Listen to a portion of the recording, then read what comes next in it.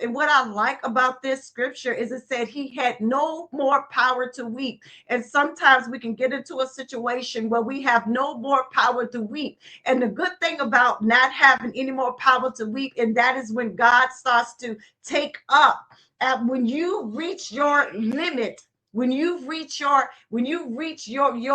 point where you of exhaustion, that's when divine intervention come on starts to come in. That was the turning point. And I want to encourage someone today, if you feel like you are at your limit, you feel like you've hit a brick wall, you feel like you have no more power to weep, that is your turning point. That is the time for the shift. That is the time where you say, God, you know what, I give it over to you. And this is exactly what David did. He had no more power. Him and his men, they had no more power to weep. And what we have to understand is that when we get into grief and when we get into loss, we've got to process it.